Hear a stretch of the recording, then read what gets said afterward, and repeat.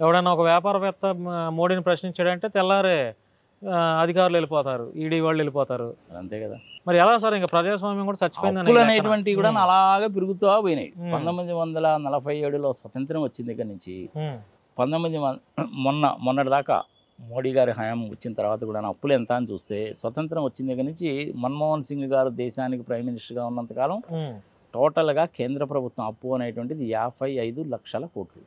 ఈ 11 సంవత్సరాల్లో మోడీ గారు వచ్చిన తర్వాత అది 180 లక్షల కోట్లకు అయిపోయింది. మరి డబ్బులని ఏం చేశారండి మోడీ గారు? అడగడానికి వీల్లేదు. అర్బన్ నక్సలైట్ చోటే మోటే గ్యాంగ్.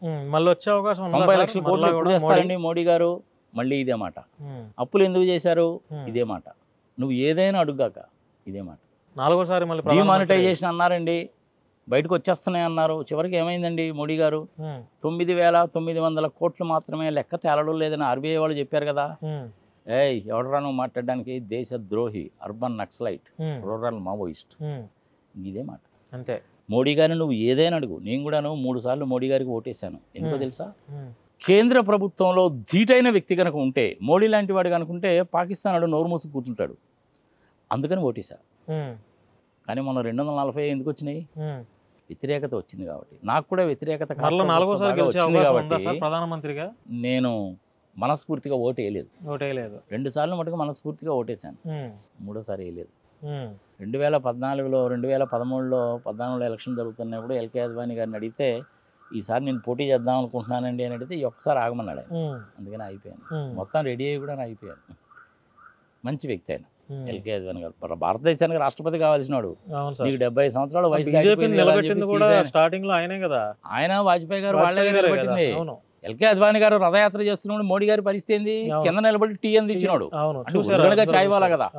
మరి అట్టంటే ఆయన అధికారంలోకి వచ్చిన తర్వాత ఆయన రాష్ట్రపతిని చేయాలి. 70 సంవత్సరాలు దాటిన వాడు రాజకీయాల్లో ఉండకూడదని తీసి పక్కన పెట్టావు. రైట్ బాగానే ఉంది. మరి రేపు నీ సంగతి ఏంటి? మోడీ గారు ఆయనకి 70 సంవత్సరాలు దాటిపోతాయి నెక్స్ట్ ఇయర్కి. అప్పుడు ఏం చేస్తాడు ఆయన? దేశ పరిస్థితులు దృష్టిలో పెట్టుకొని ప్రజలందరూ కావాలని కోరుకుంటున్నారు కాబట్టి అని ఆ 75 సంవత్సరాలు 85 సంవత్సరాలు చేస్తారు. ఆల్రెడీ శ్రీధర్ అనే ఆయనకి 80 సంవత్సరాలు దాటిపోయినాయి. ఆయనకి ఎంపీ సీట్ ఇచ్చారుగా. మరి ఎట్టిచ్చావు అంటే చోటే Mote gang, టుకుడే gang, దేశద్రోహి, urban naxalite. నువ్వు ఎవడరా మమ్మల్ని అడగడానికి అంటారు. అడిగిన దానికి సమాధానం చెప్పకుండా ఈ విధంగా మాట్లాడుతుంటారు.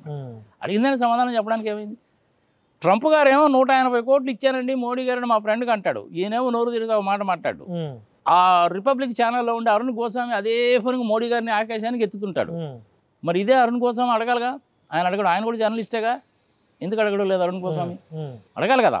మోడీ గారు నాకు రాలేదనన్నా చెప్పాలి, వచ్చిందనన్నా చెప్పాలి, ఏదో ఒకటి చెప్పాలిగా. ఆయన ఏమో అమెరికా ప్రెసిడెంట్ అనేసాడు ఆయన. మరి ఇప్పుడు అరుణ్ గోస్వామి ఏం చేయాలి? మోడీ గారిని అడగాల, మీకు వచ్చినాయా లేదా అని అడగాల, తేల్చాలి. ఆ విషయం తేల్చడు. అరుణ్ గోస్వామి కూడా అంతే. మోడీ గారిని ఏమైనా ఒక మాట అంటే ఊరుకోడు. రైట్, నీకు అభిమానం ఉంది, నువ్వు ఛానల్ ఉన్నావు, సంగతి సంవత్సరం బాగానే ఉంది, కాదని అనలేదు. ఇప్పుడు ఎయిర్ ఇండియా క్రాష్లో కూడా అంతే. టాటా వాళ్ళని డిగ్రేడ్ చేయాలని చూస్తాడు ఆయన. ఎందుకంటే టాటా వాళ్ళు మెయింటైన్ చేస్తున్నారు కాబట్టి. సరే, ఆయన జర్నలిజం అదో రకంగా ఉంటుంది. నేను ఆల్రెడీ చెప్పాను జర్నలిజం ప్రపంచవ్యాప్తంగా చచ్చిపోయిందని. మరి ఇప్పుడు మోడీ గారు అయితే 180 కోట్లు వచ్చిందా లేదా చెప్పలేదు. ట్రంప్ గారు అయితే అనేశారు. మరి అరుణ్ గోస్వామి దాని గురించి అడగాలిగా, డిబేట్ పెట్టాలిగా. ఎందుకు పెట్టలేదు?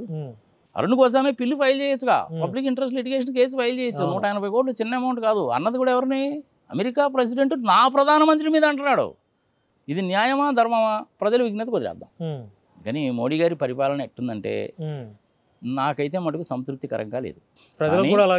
మొన్న పహల్గామ్ సంఘటన జరిగిన తర్వాత పాకిస్తాన్ని కొట్టిన దెబ్బ మటుకు సామాన్యమైన దెబ్బ కాదు. ఒక్క విషయంలో మాత్రమే నేను మోడీ గారిని సపోర్ట్ చేస్తాను. అరే, సుజనా చౌదరి లాంటి 3rd క్లాస్ ఫెలోస్కి మినిస్టర్ ఇవ్వడం ఏందా? 7,000 కోట్ల రూపాయలు బ్యాంకును ముంచినటువంటి వాడికి మినిస్టర్ ఇవ్వడం ఏంది? ఆయన తప్పుడు పని కదా అది. తప్పులు ఉంటాయి, ఒప్పులు ఉంటాయి, దరిద్ర పనులు ఉంటాయి, మంచి పనులు ఉంటాయి. మోడీ గారిని ఎందుకు సపోర్ట్ చేశాను నేను కూడా 2 సార్లు అంటే ఎంతో ఆశతోటి ప్రపంచాన్ని ఏదో చాలా మంది అంటారు కానీ విశ్వగురు అని, విశ్వగురు పాడుగురు లేదు, పచ్చిబద్ద లేదు, అంత సీనియం లేదు. సుబ్రహ్మణ్య స్వామి గారితో ఒకసారి మీరు మాట్లాడండి, మోడీ గారి సంగతి మొత్తం చెప్తాడు. సుబ్రహ్మణ్య స్వామి గారిని ప్రైమ్ మినిస్టర్ కాదు కానీ ఫైనాన్స్ మినిస్టర్ ఎందుకు చేయలేదండి? ఆయన బీజేపీ ఎంపీఏ, తెలియగలవాడు, 26 సంవత్సరాలకి హార్వర్డ్ యూనివర్సిటీలో PhD తెచ్చుకునే మనిషి, పివి నరసింహారావు గారికి సలహా ఇచ్చిన మనిషి. చాలామందికి తెలియని విషయం ఏంటో తెలిసిన, పివి నరసింహారావు గారు ప్రధానమంత్రి అయినప్పుడు మన్మోహన్ సింగ్ గారిని ఫైనాన్స్ మినిస్టర్గా పెట్టుకోవాలని చెప్పింది సుబ్రహ్మణ్య స్వామి. ఆయన ఇప్పుడు బీజేపీలోనే ఉన్నాడు. మీరు కూడా రండి సార్ మా దాంట్లోకి అని అడిగితే నేను రానులేండి, మీరు కాంగ్రెస్, నేను బీజేపీ అన్నాడు ఆయన. సరే నాకు కనీసం సహాయమైనా చేసి పెట్టండి అంటే కేవలం ఆయన సహాయం తీసుకోవడానికి అని చెప్పి ఒక కమిషన్ క్రియేట్ చేసి ఆ కమిషన్కి ఆయన చైర్మన్గా పెట్టాడు. మొత్తం ఎలా చేయాలనేది మొత్తం కూడా సుబ్రహ్మణ్య స్వామి పివి నరసింహారావు గారు చెప్పాడు. కేబినెట్ రంగ మినిస్ట్రీ అది, కానీ మినిస్ట్రీలో లేడు.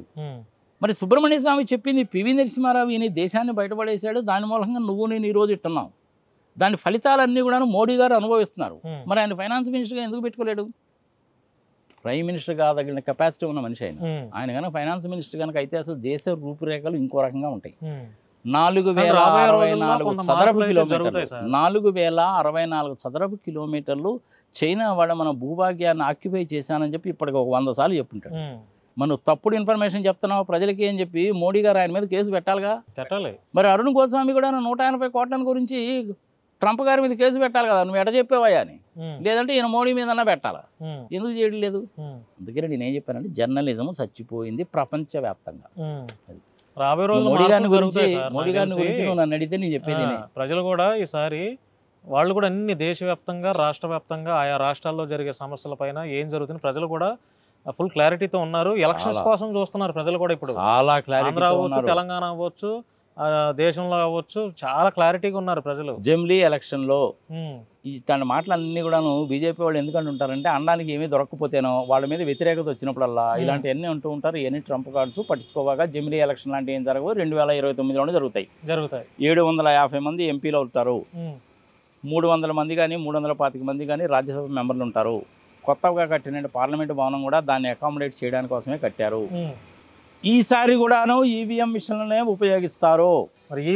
ప్రోగ్రామ్స్ కనుక పర్ఫెక్ట్ గా, అదే చెప్తున్నా, అందుకనే ప్రోగ్రామ్స్ కనుక పర్ఫెక్ట్ కనుక రాస్తే ఈవీఎం మిషన్ మంచిదే. నువ్వు ఎవడరా మమ్మల్ని అనడానికి కోనకిసుగా గొట్టంగా అంటే మనం చేయగలిగింది ఏం లేదు. ఇంకా అసలు ఎలక్షన్ పెట్టడం ఎందుకు? వాళ్ళే డిక్లేర్ చేసుకోవచ్చుగా, నేనే ప్రధానమంత్రి, నేనే హోమ్ మినిస్టర్, లేకపోతే నువ్వే ఈ రాష్ట్రానికి సీఎం అని చెప్పి. నెక్స్ట్ ఇంకా ఏమైనా కావాలా? చాలా విషయాలు మాట్లాడారు సార్, చాలా విషయాలు మాట్లాడారు, చాలా సామాజిక అంశాలపైన మాట్లాడారు. ఇకేం లేదు, అంతా ఆల్మోస్ట్ అన్నీ చెప్పేశారు. మీరు ఏదైనా చెప్పాలంటే చెప్పండి ప్రజలకి, ఏదన్నా ఫైనల్గా ప్రజలు ఎలా ఉండాలి, నాయకులకి, పొలిటికల్ లీడర్స్ ఎలా ఉండాలి? పొలిటికల్ లీడర్స్కి మనం అడ్వైజ్ ఇచ్చేంత వాళ్ళం కాదు. ఆ రోజుల్లో పాలిటిక్స్, ఈ రోజుల్లో పాలిటిక్స్ వేరే అయిపోయింది. ఇప్పుడు 100 కోట్ల రూపాయలు అంటే ఎంపీ, 25 కోట్ల రూపాయలు కేసులు ఉన్నా కూడా ఎంపీ, రౌడీ షీటర్ అయినా ఎంపీ అవ్వచ్చు, ఎమ్మెల్యే అవ్వచ్చు, డబ్బు ఉంటే అంతే, అంతకంటే ఏం లేదు. దాని గురించి నువ్వు ఎక్కువగా మాట్లాడితే నీ మీద కూడా కేసులు పెడతారు, జాగ్రత్త. ఎలా సార్? ఇంకా మరి రాజ్యాంగం బాబాసాహెబ్ అంబేద్కర్ గారు చదువుకోవడానికి, థియరిటికల్ గా మాట్లాడుకోవడానికి కానీ ఇంప్లిమెంటేషన్ ఉండదు. ప్రజలు కూడా ఎలా అయిపోయారంటే అలాగే అయిపోయారు.